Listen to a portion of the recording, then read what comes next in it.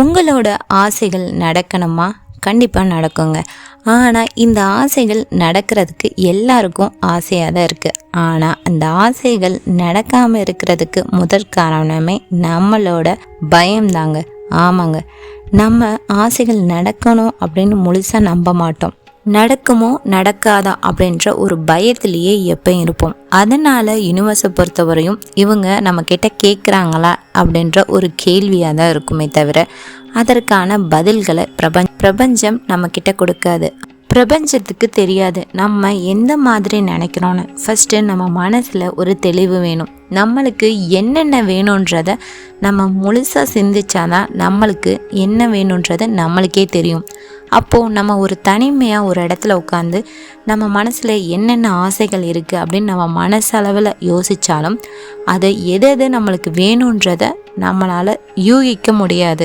ஒரு டைரியும் ஒரு பேனாவும் எடுத்து நீங்கள் உங்களுக்கு தேவையான ஆசைகள் எல்லாமே நடக்கணும் அப்படின்னு நீங்கள் நினச்ச ஆசைகள் எல்லாத்தையுமே எழுதுங்க. எழுதுனீங்கன்னா தான் உங்களோட ஆசைகள் உங்களுக்கே தெரியும்.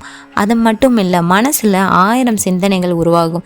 இதில் அது நடந்தால் நல்லாயிருக்கும், இது நடந்தால் நல்லாயிருக்கும் அப்படின்னு தோணும். ஆனால் நீங்கள் டைரி எடுத்து எழுத ஆரம்பிச்சிங்கன்னா தான் உங்களோட ஆசைகள் உண்மையானது என்னன்றது உங்களுக்கே தெரியும். இதை எழுதுறது ஓகேங்க, இதை எப்படி எழுதுறது அப்படின்றது தான் ஒரு ட்ரிக்கே இருக்குது. ஆமாங்க, உங்களோட ஆசைகள் எல்லாமே நடந்த மாதிரி எழுதணுங்க. எழுதினாதான் கண்டிப்பாக யூனிவர்ஸ் அதை நடத்தியே கொடுக்குன்னே சொல்லலாம். இப்போ உங்களுக்கு ஒரு 3 லட்சம் பணம் வேணும். அப்போ எப்படி எழுதணும்? எனக்கு 3 லட்சம் பணம் கொடுத்தா நல்லாயிருக்கும் அப்படின்லாம் எழுதக்கூடாது. எனக்கு 3 லட்சம் பணம் கிடைத்ததற்கு நன்றி அப்படின்னு எழுதணும். இந்த மாதிரி நீங்கள் ரெகுலராக எழுதினீங்கனாலே உங்களுக்குள்ளேயே ஒரு மாற்றங்கள் தெரியும். இது உங்களுக்கு ஒரு வேலை கிடைக்கணும், ஒரு டிஎன்பிசியில் குரூப் 4 நீங்கள் பாஸ் ஆகணும் அப்படின்னா குரூப் 4 நீங்கள் பாஸ் ஆனதுக்கு நன்றி, நான் பாஸ் ஆனதற்கு நன்றி அப்படின்னு எழுதணும். இப்போ உங்களுக்கு ஒரு வீடு கட்டணும் அப்படின்னா நான் சொந்த வீட்டில் குடி புகுந்ததற்கு நன்றி அப்படின்னு எழுதணும். இந்த மாதிரி ஒவ்வொன்றையும் ஃப்யூச்சர் டென்ஸில் எழுதணும்.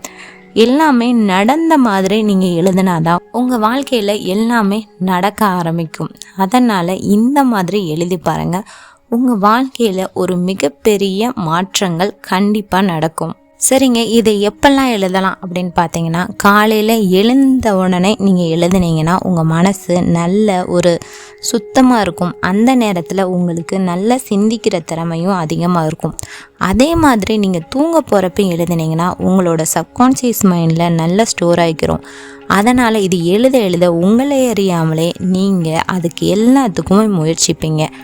இதை நீங்கள் காலையிலையும் நைட்டும் தொடர்ந்து எழுதிக்கிட்டே வாங்க. உங்கள் வாழ்க்கையில் ஒரு மிகப்பெரிய மாற்றம் கண்டிப்பாகவே நடக்கும்னு சொல்லலாம்.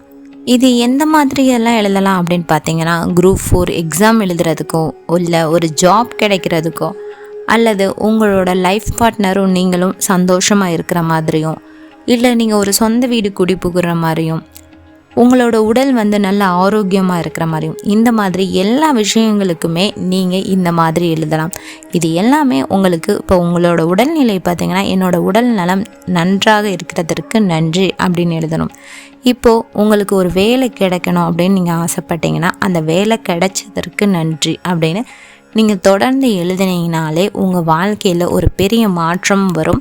அது மட்டும் இல்லாமல் உங்களோட மைண்ட் பார்த்திங்கன்னா நெகட்டிவாக திங்க் பண்ணாது, எல்லாமே பாசிட்டிவாக தான் திங்க் பண்ணும். உங்களோட வாழ்க்கையே ஒரு பாசிட்டிவ் வைப்ரேஷனுக்குள்ளே போகும். கண்டிப்பாக இந்த வீடியோ உங்களுக்கு ஒரு பயனுள்ள வீடியோவாக இருக்கும்னு நினைக்கிறேன். பிடிச்சிருந்துச்சுன்னா லைக் பண்ணுங்கள், ஷேர் பண்ணுங்கள், மறக்காமல் சப்ஸ்கிரைப் பண்ணுங்கள். தேங்க்ஸ் ஃபார் வாட்சிங். நெக்ஸ்ட் வீடியோவில் பார்க்கலாம்.